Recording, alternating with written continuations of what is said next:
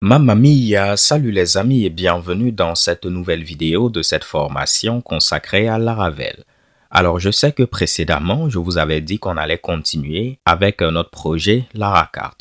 Mais là avant de continuer sur Laracart, je veux vous montrer un dernier petit Mushibushi.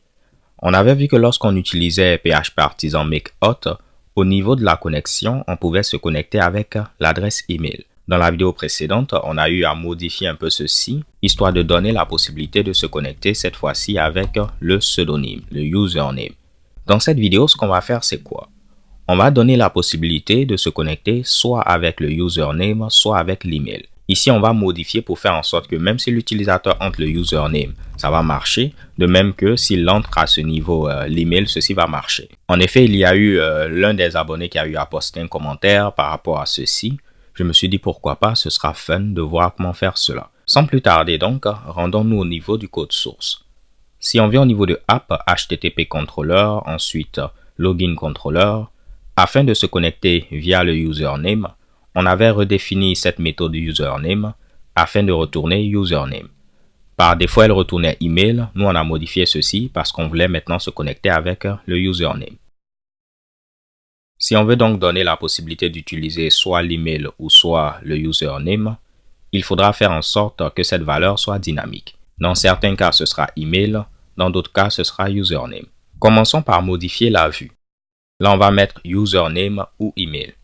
Je viens au niveau de ressources, views, hot, login, et on va mettre username ou email. Revenons au niveau du navigateur et bang, voici le résultat. Cela revient donc à dire qu'on ne peut plus hardcoder username partout.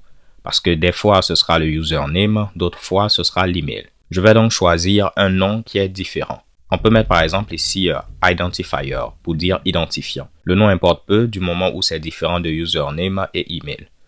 On aurait pu mettre même login identifier. Pourquoi pas, je vais mettre login. Vous voyez que je suis indécis. Partout, je vais mettre login. Ici, ce sera login, login, login, login et login. C'est cool de prononcer ceci. Login, login. Cela revient donc à dire, lorsqu'on va faire la requête de type post vers login, on sait que la méthode qui est appelée, c'est la méthode login. Pour l'instant, je vais faire un die and dump de $request all afin d'avoir toutes les informations qui ont été entrées. On revient au niveau du navigateur, je vais taper Mercury Series, passer 1, 2, 3, et vous voyez maintenant que ce qu'on a eu à entrer se trouve au niveau de username. Je n'ai pas modifié ceci pour login apparemment. Probablement, je n'ai pas eu à actualiser la page. On va actualiser, vérifier que c'est bel et bien login. Normalement, maintenant, ce sera login. Je mets Mercury Series, passer 1, 2, 3. Et bien, vous voyez que ce qui a été entré comme login sera au niveau de login et le mot de passe au niveau de password. Ça, c'est en rapport avec le token CSRF. Cela revient donc à dire, si je suis à ce niveau et je veux accéder au login, je peux mettre request login et ceci va fonctionner sans problème. Bien évidemment, on aurait pu faire request get. Cela correspond à la même chose. Ou bien request input login. On aurait eu le même résultat. Comme vous le savez, on aurait pu même utiliser la fonction request, qui est une fonction helper, et passer login. Ceci va nous donner le même résultat. Tous les chemins mènent à Home. Là, vu qu'on a accès à l'objet request, je vais préférer faire $request login. Ce qui revient donc à dire, tout ce qu'on aura à faire, c'est quoi? En fonction du login, on va vérifier est-ce que c'est une adresse email. Si c'est une adresse email, c'est que probablement l'utilisateur veut se connecter via son adresse email. Mais si ce n'est pas une adresse email, c'est que l'utilisateur veut se connecter via son username. Donc vérifions au niveau de Google comment est-ce qu'on peut vérifier si une chaîne de caractères est une adresse email en PHP. On va utiliser Stack Overflow. On a plein de résultats. Mais moi j'aime bien ce filtre var. Vous voyez, on donne une adresse email, on utilise ce filtre. Si c'est une adresse email valide, ceci va retenir true, dans le cas contraire false. Ce que je vais donc faire, c'est quoi? Je vais rajouter un petit if. On va enlever request login et c'est lui qu'on va mettre ici. Bien évidemment, on ne modifie pas le code comme ceci parce que ce code se trouve au niveau de vendor si vous regardez. Mais j'essaie juste de l'expliquer dans un premier temps et après on va le rajouter de manière beaucoup plus potable. Donc si ce qui a été entré comme login est une adresse email, dans ce cas-là, je vais faire un die and dump de email pour dire qu'il veut se connecter via l'email. Dans le cas contraire, je vais faire un die and dump de username. Revenons au niveau du navigateur. On va fermer ceci. Vu que j'ai eu entré Mercury Series, qui n'est pas une adresse email, ceci doit die and dumper username. Mais si je mettais une adresse email, mercuryseries@gmail.com ou bien toto@gmail.com, vu que c'est une adresse email valide, on va supposer que je veux me connecter via l'email. Donc c'est maintenant simple. Ce que je vais faire, c'est quoi? Je vais enlever tout ce code-là. Et on pourra revenir au niveau de la méthode username qu'on a eu à redéfinir et dire que si ce qui a été entré, c'est une adresse email, c'est que là, il faudra retourner email. Dans le cas contraire, il faudra retourner username. N'est-ce pas que c'est simple? Donc, s'il a entré une adresse email, c'est qu'il veut se connecter via l'email. Donc, le username, ce sera l'email. Dans le cas contraire, ce sera username. Ça, on aurait pu le réécrire en une seule ligne en disant, on va évaluer ceci. Si c'est true, ce sera email. Dans le cas contraire, ce sera username. Et c'est ce qu'on va retourner. Je peux enlever donc tout ce code-là et puis on a le même résultat. Essayons de voir si ceci va marcher. Je viens à ce niveau, je mets mon username, Mercury Series, mon mot de passe passé 1, 2, 3. Et vous voyez, malheureusement, on a une erreur. On ne connaît pas de variable request. Donc là, on tente d'utiliser une variable request, mais elle n'existe pas. Ici, on avait accès à cette variable plutôt, c'est pourquoi ça marchait. Donc là, je vais utiliser la fonction request pour ne pas me fatiguer, vu que c'est une fonction qui est disponible globalement. On revient ici, on tente d'actualiser, mais malheureusement, ça ne marche toujours pas. Je mets le bon mot de passe, ça ne marche pas. Je mets aussi mon adresse email avec le bon mot de passe, mais ça ne marche pas. Et de même, on n'a pas de message d'erreur. Essayons de comprendre pourquoi. Lorsqu'on soumet le formulaire, il va valider premièrement le login. Donc cette méthode validate login est appelée. Voyons validate login. Vous voyez ici au niveau de validate login, on va tenter de valider est-ce que soit le username ou bien l'email a été entré et que ceci est une chaîne de caractères. De la même manière, on vérifie que le mot de passe a été entré et que c'est une chaîne de caractères. Donc normalement à cette étape, la méthode thisUsername, elle va retourner soit email, soit username en fonction de ce qui est entré. Ici ce sera quoi? Ici ce sera email. On valide et email. Mais si là, je mettais Mercury Series, vu que ce n'est pas une adresse email, ici, ce sera username. Donc, cette méthode fonctionne. Ceci sera adapté, soit email pour valider l'email, soit username pour valider le username. Mais le problème qu'on a actuellement, c'est quoi? On n'a pas ici de username ni email au niveau de notre requête. Rappelez-vous, au niveau de notre requête, on aura login et password parce que ce sont les deux names qu'on a en plus du token CSRF. Donc, juste pour rappel, si on revient au niveau de login, et je fais un die and dump de $request all, on aura des informations en rapport avec le login et le mot de passe. On n'a pas de username ni email. Ce qui revient donc à dire qu'en réalité, il ne pourra pas valider le username qui a été entré de la même manière que l'email, étant donné que ces deux Mitsubishi n'existent pas. Ce qu'il faudra donc faire, c'est que s'il a entré un username, il faudra rajouter au niveau de la requête une autre paire de clés valeurs avec username, ce qui a été entré. Si c'est une adresse email, on va rajouter une clé email avec l'adresse email qui a été entrée. Revenons au niveau de la méthode login. Si vous souhaitez rajouter quelque chose à votre requête, vous pouvez faire request et utiliser la méthode merge. Par exemple, là, je vais merger quelque chose. Je vais rajouter website. Et disons que la valeur, ce sera https://parlonscode.com.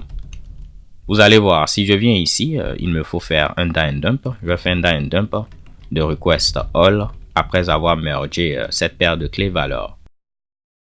Donc, avant, on avait token, login, password. Vous allez voir maintenant, en plus de ceci, on aura website avec la valeur. Si je voulais rajouter d'autres Mitsubishi, on va mettre une clé Toto et puis la valeur, ce sera Tata. Je viens ici, je tente d'actualiser. On a la paire de clés TotoTata qui a été rajoutée. Ce qu'on va donc devoir faire ici, c'est quoi? Je reviens au niveau de Login Controller. Ici, c'est soit email, soit username en fonction de ce que l'utilisateur a eu à entrer. Je vais sauvegarder cela au niveau d'une variable field. Donc, field sera email s'il veut se connecter via l'email ou bien username s'il veut se connecter via le username. Et on va retourner ce qui se trouve au niveau de la variable field. Mais avant de faire ceci, on va utiliser notre requête. Là, je vais utiliser la fonction request pour accéder à notre requête vu qu'on n'a pas de paramètre request. Et je vais merger. On doit rajouter quoi? Si c'est email, on va mettre email. Si c'est username, on va mettre username. Et comme valeur, on va mettre ce qu'il a eu entré au niveau de request login. Donc là, ce sera $field. C'est pour cette raison que j'ai stocké ceci au niveau d'une variable. Rappelez-vous, ça va s'adapter soit email, soit username. Et puis ça, ce sera la valeur qu'il a eu entrée au niveau du champ login. Parfait. Après avoir eu à faire mon merge, je peux retourner email ou bien username pour que le système d'authentification puisse savoir par quoi est-ce qu'on souhaite se connecter. Là, j'ai utilisé request login 2 fois. Je peux donc mettre ceci au niveau d'une variable login. Comme ça, je peux la réutiliser ici et la réutiliser également à ce niveau. Libre à vous de mettre identifier, login identifier. Bon, ici login fera l'affaire. Donc, qu'est-ce qu'on a comme résultat? Non seulement notre méthode username est en mesure de déterminer est-ce qu'on veut se connecter via l'email ou le username en fonction de ce qui a été entré, mais en plus de cela, on va rajouter à nos données de requête l'email ou le username en fonction de ce qu'on a eu à déterminer. Revoyons donc tout dans les détails. Je remplis mon formulaire de connexion. La méthode login est appelée. On valide les informations de connexion. Ça, c'est en rapport avec le throttling. Là, maintenant, on tente de se connecter. Donc, on appelle la méthode attempt login pour essayer de se connecter. On utilise le guard qui a été défini afin de tenter de se connecter. Au niveau de ce guard-là, il faut passer les credentials. Et les credentials, ce sera request only. Ici, nous, lorsqu'on va appeler la méthode username, elle va retourner soit email, soit username en fonction de ce qui aura été déterminé ici. Donc, lorsqu'on va faire request only email ou bien request only username, ceci va exister. Pourquoi? Parce que on aura rajouté ceci au niveau de nos attributs de requête. Et on pourra donc utiliser cela afin de passer ceci comme credentials de connexion. Essayons de tenter de se connecter. Je vais mettre Mercury Series. Je mets passé, qui n'est pas le bon mot de passe. Vous voyez que ça ne marche pas. Mais est-ce que ça marche si je mets passé 1, 2, 3? Oh, bang, je suis connecté sans problème. On va essayer de se connecter avec l'adresse email maintenant. Je mets mercuryseries@gmail.com. Si je mets un mauvais mot de passe, ça ne marche pas. Mais si je mets le bon mot de passe, vous voyez que je réussis également à me connecter. La seule chose qu'on doit gérer maintenant, ce sont les erreurs. Parce que pour l'instant, on n'a pas d'erreur qui est affichée lorsque ce n'est pas bon. Et de la même manière, ceci n'est pas rouge.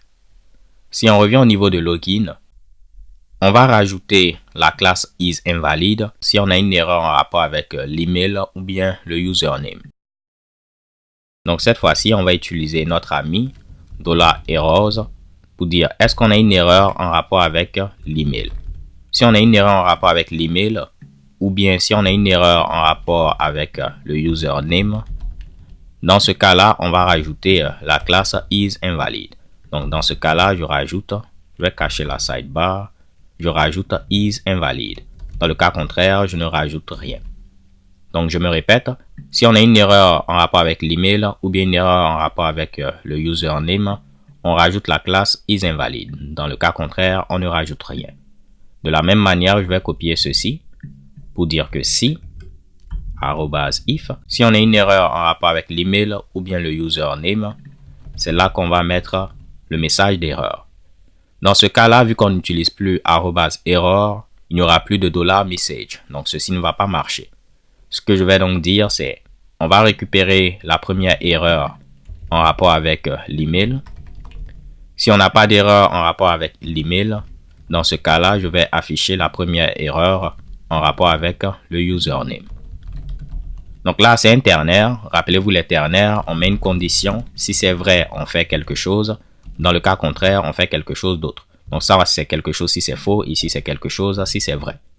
Mais si vous mettez simplement ceci, c'est-à-dire si la condition est vraie, ce qu'on a au niveau de la condition, c'est ce qui sera ici. Dans le cas contraire, ce sera l'autre qui sera utilisé. Donc là, en grosso modo, je dis si on a une erreur en rapport avec l'email, c'est cette erreur qu'on va ici afficher. Dans le cas contraire, on va afficher l'erreur en rapport avec username. Tout compte fait, on sait qu'on rentre à ce niveau-là si on a une erreur soit en rapport avec l'email, soit en rapport avec le username. Revenons au niveau du navigateur. Je vais actualiser. Là, je mets quelque chose qui n'est pas bon. On valide. Et vous voyez maintenant, on a une erreur qui s'affiche. Et de la même manière, ceci est en rouge. Je mets Mercury series@gmail.com.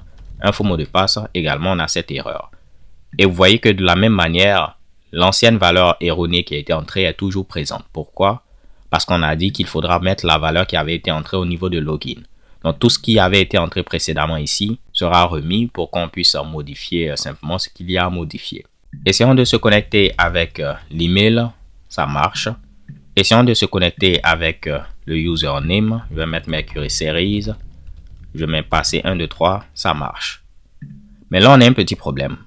Pour les plus attentifs, vous allez voir de quoi je parle. Le problème qu'on a ici, c'est quoi? Revenons au niveau de notre formulaire et puis j'ai rajouté no validate qui permet de dire on ne veut pas de validation HTML. Donc côté client, il n'y aura pas de validation. Je viens ici, je ne mets rien et puis je valide. Quel est le message qui est affiché? On nous dit que le champ username est requis. Pourquoi on nous dit ceci? Si je viens au niveau de la méthode validate, je vais faire un dump de request all. On actualise, on ne va rien entrer et puis valider. Vous voyez qu'on a simplement des informations en rapport avec login et password. Parce que c'est lorsqu'on va appeler la méthode thisUsername que ceci va retourner soit username, soit email, afin de nous permettre de savoir ce qu'on veut valider. Ici, vu qu'on n'a rien entré, ce n'est pas une adresse email valide, donc il suppose que c'est le username. C'est pourquoi l'erreur qui est affichée ici, si je tente d'enlever ce Mitsubishi là, est en rapport avec le username. Donc nous, on va redéfinir cette méthode validate login. Je vais prendre tout ceci, je viens au niveau de login controller et je vais le rajouter. Et on va dire que ce qu'il faudra valider, c'est login. Pourquoi je le fais de cette manière? Parce que la méthode thisUsername, elle n'est pas censée retourner login. Elle est censée retourner dans notre cas soit email, soit username. Donc je ne peux pas redéfinir uniquement cette méthode-là. Ce que je vais donc faire, c'est dire que lors de la validation, valide le login et le password.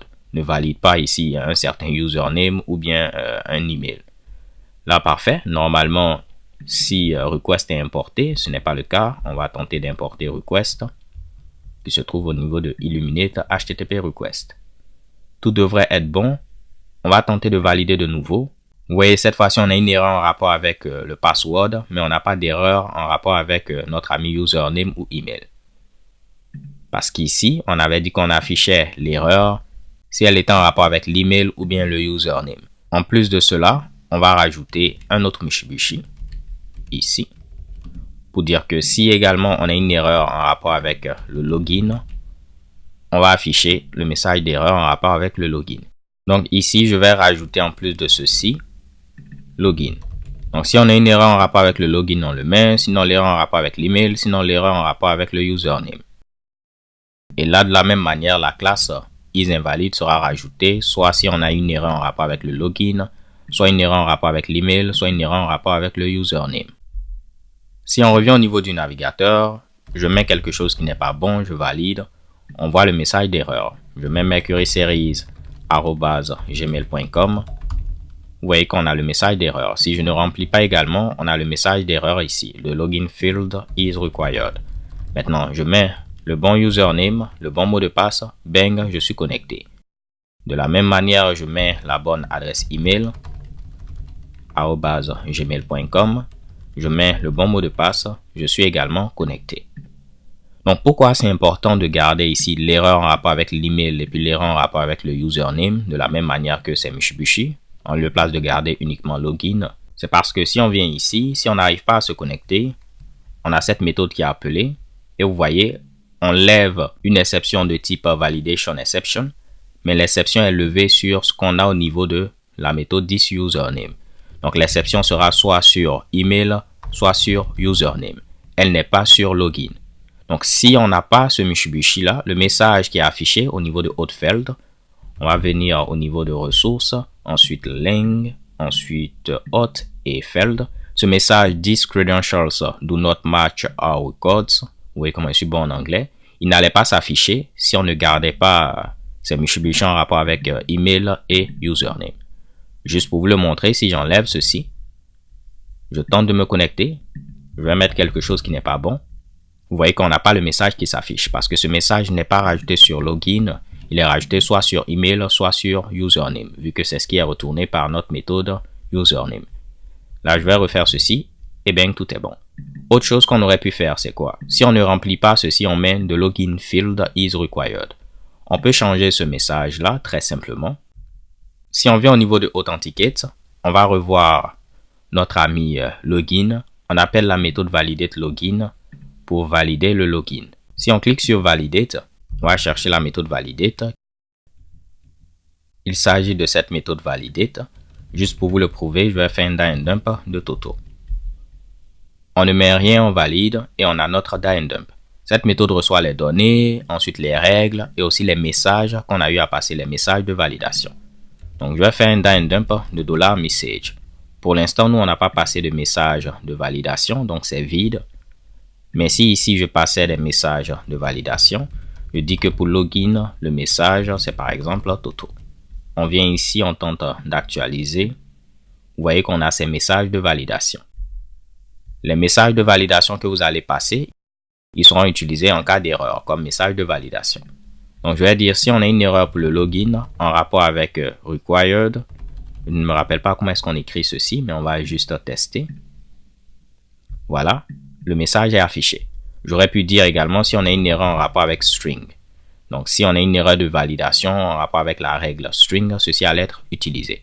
Là on n'a pas d'erreur de validation en rapport avec la règle string, donc rien ne s'affiche. Mais si je mets required, vu que l'erreur qui était là était en rapport avec la règle required qu'on a eu à définir ici, ce message est affiché. Donc moi je peux modifier le message en disant par exemple the username or email is required. Je viens ici, je valide et maintenant on a un message customisé en lieu et place de login field is required. Bien évidemment, si vous avez un site qui supporte plusieurs langues, vous n'allez pas hardcoder ceci. Vous allez utiliser les fichiers de localisation. Je pense que ce sera tout pour cette vidéo. Avant de terminer, ce que j'aime faire, vu que tout ce code-là, on essaie de deviner est-ce qu'il veut se connecter avec l'email ou bien le username. J'allais créer une méthode guessUsername qui va permettre de deviner un peu le username qu'on est censé avoir. Et cette méthode va retourner soit email, soit username. Je vais définir ensuite cette méthode comme une méthode privée, guessUsername, et elle va faire tout ce qu'on avait précédemment. Ce qui fait que c'est beaucoup plus simple. Si on regarde ce code-là, on voit que on fait la validation, c'est le login qu'on valide. S'il n'a pas été entré, on met ce message. Et comment est-ce qu'on détermine le username? C'est cette méthode qui fait le travail. Si on est curieux, on peut regarder cette méthode-là. On va tester. Je ne mets rien. On a notre message. Je mets quelque chose qui n'est pas bon. On a le message d'erreur. Je mets Mercury Series. Je mets passé. Ce n'est pas bon. Je mets passé 1, 2, 3. Bang, je suis connecté. De la même manière, si je mets ici une adresse email, mercuryseries@gmail.com, je ne mets pas le bon mot de passe, ça ne marche pas, mais si je mets le bon mot de passe, ça marche. Là, on va terminer en résolvant un petit problème de performance. Si on remonte un tout petit peu, au niveau de ce trait, essayons de compter le nombre de fois qu'on appelle la méthode username. On l'appelle au niveau de validate login, au niveau de credentials, au niveau également de sendFeld login response. Donc on l'appelle au moins 3 fois. Et à chaque fois qu'on l'appelle, tout ce code sera exécuté. On récupère le login, on vérifie si c'est une adresse email valide, c'est qu'il veut se connecter via une adresse email ou bien il veut se connecter dans le cas contraire via le username. On fait un merge et on retourne notre valeur qui a été sauvegardée précédemment, soit email, soit username. Donc en lieu et place de faire ceci à chaque fois, on peut dire que cette méthode-là, on va l'appeler dès l'instanciation, donc au niveau du constructeur. Je vais venir ici, appeler la méthode getUserName et ce qu'elle va retourner, on pourra sauvegarder cela au niveau d'un attribut, par exemple login field. Ce qui revient donc à dire que je dois définir cet attribut login field. Donc à l'instanciation, on va automatiquement appeler cette méthode. Ce qu'elle retourne, on stocke ceci au niveau d'un attribut login field. Cela revient donc à dire ici, je n'ai plus besoin de rappeler la méthode. Je n'aurai qu'à récupérer la valeur qui a été stockée au niveau de l'attribut login field. Et ce qui est intéressant, à chaque fois que cette méthode username sera appelée, ce sera la même valeur qu'on avait déjà calculée lors de l'instanciation qui sera utilisée. On revient, on va tenter de retester. Je mets quelque chose qui n'est pas bon. On a une erreur. Je ne remplis pas également, on a notre bon message. Je mets Mercury Series. Passer 1, 2, 3. On est connecté. Je mets également une adresse email. Vous allez voir que si je mets le bon mot de passe, on pourra se connecter sans problème. Dernière chose avant de terminer. Promis, c'est la dernière chose. Pourquoi on avait utilisé request merge? C'est parce que si on revient au niveau de notre trait, authenticate user, lorsqu'on tentait de connecter l'utilisateur via cette méthode attempt login, on appelait la méthode credentials et cette méthode tentait de récupérer au niveau des données de requête ce qu'on avait au niveau de this username et password. Donc par exemple, imaginons que this username retournait username, on allait rechercher au niveau des données de requête $request username et on va y rajouter password $request password. Ce qui revient donc à dire, si on ne rajoutait pas ceci aux données de requête, on n'allait pas retrouver ce fameux $request username parce que pour l'instant on allait avoir uniquement $request login, $request password, $request pour underscore token et puis $request remember si on avait coché la case à cocher. Rappelez-vous, on a ceci pour le token, pour login, pour le mot de passe et pour remember. Donc en lieu et place de se fatiguer à faire le merge, on aurait pu ne pas le faire. Cela revient donc à dire, si j'enlève ce Mitsubishi là, rien ne va marcher comme c'était le cas précédemment. On met Mercury Series, on met du n'importe quoi en valide. Vous voyez, on dit ça ne matche pas. Je mets passer 1, 2, 3. Malgré ça, ça ne matche pas. Parce qu'en réalité, il ne pourra jamais se connecter. Ceci ne sera pas présent étant donné qu'on ne l'a pas au niveau des données de requête. Afin de vous le prouver, ce qu'on va faire, c'est un dump de cela. Je viens ici, je remplis, je valide. Vous voyez, on n'a pas ceci au niveau des données de requête. Mais si je rajoutais notre ami merge, vous allez voir, vu qu'on a mergé maintenant ceci, il sera présent. Donc en lieu et place de se fatiguer, je vais enlever le merge. On ne pourra pas se connecter parce que lorsqu'il va tenter de faire credentials, on aura simplement le mot de passe et jamais il ne pourra connecter l'utilisateur. Ce qu'on peut donc faire, c'est redéfinir cette méthode credentials. Je viens ici et puis je mets credentials. Et on va dire que il faudra prendre ce qu'on a au niveau de $10 username, c'est soit username, soit email. Et la valeur, ce sera ce qu'on a au niveau de request login, parce qu'on sait que la valeur se trouve au niveau de request login. Et on va rajouter password avec le mot de passe qui se trouve au niveau de request password. Donc là, on n'a plus besoin de merger quoi que ce soit parce que nous-mêmes manuellement, on va dire que pour les credentials, ce sera par exemple username et puis email. Mais la valeur, ce sera ce qui est au niveau de request login. Et on n'aura pas besoin de merger quoi que ce soit. Je sais que je me répète, mais j'espère que c'est clair. Vu que je viens de faire ceci, login, on l'utilise uniquement ici. Donc je peux couper ceci et puis le mettre à ce niveau. Field, on l'utilise uniquement ici. Donc maintenant, je peux directement retourner ce Mitsubishi là. Et la méthode getUserName, elle fait bel et bien ce que son nom indique. Elle guesse le username qui est soit email, soit username. On n'a plus de merge. Normalement, ceci devrait fonctionner si je ne me suis pas trompé. Je mets Mercury Series, je mets un faux mot de passe, ça ne marche pas. Je mets passer 1, 2, 3, et bien, ceci fonctionne. De la même manière, si je mets mercuryseries@gmail.com avec un faux mot de passe, ça ne marche pas. Un bon mot de passe, ça va marcher sans problème.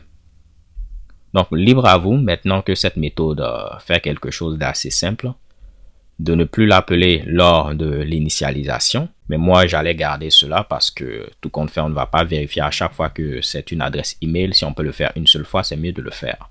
En lieu place d'appeler ceci login field, vu que c'est le username qu'on guest, vu que c'est étant donné que c'est le username qu'on essaie de deviner, je vais l'appeler username. Et puis, normalement, là également, ce sera username. Donc voici, c'était assez compliqué peut-être au départ, mais vous voyez que c'est assez simple. Une fois qu'on maîtrise le code source et puis on n'a pas peur de le parcourir, normalement ça devient un jeu d'enfant. Il y aura également plein de Mitsubishi qui sont expliqués au niveau de la documentation. Donc si vous lisez la documentation, je suis en train de tester en même temps, si vous lisez la documentation, vous pourrez en apprendre davantage. Pourquoi pas, je vais parcourir la documentation avec vous. Si on valide ici également, on a notre message customisé. Je vais au niveau de laravel.com. On va tenter de venir au niveau de documentation. On cherche authentification. Vous allez voir que en rapport avec l'authentification, cette histoire de redirect to est expliquée. Comment est-ce qu'on peut redéfinir ceci? Comment on peut customiser le username? Mais on ne vous montre pas, par exemple, comment se connecter via l'email ou le username, ou bien via le téléphone ou l'email. Si on avait un champ téléphone et puis un champ email et puis un champ username, on aurait pu faire ceci et puis vérifier est-ce que c'est une adresse email, c'est l'email, ou bien est-ce que c'est un numéro de téléphone, c'est que c'est téléphone, sinon ce sera username. Donc vous pourrez customiser comme vous le souhaitez. Tout ne sera pas documenté, mais encore une fois, le code source est votre meilleure documentation. Ce sera tout pour cette vidéo. Si vous l'avez apprécié, n'hésitez pas à la liker. Croyez-moi, ceci va m'encourager pour les vidéos à venir. Et promis, dans la vidéo suivante, on va redonner de l'amour à notre projet Laracart qu'on a délaissé depuis quelques semaines. D'ici là, portez-vous bien, stay tuned and take care. Peace.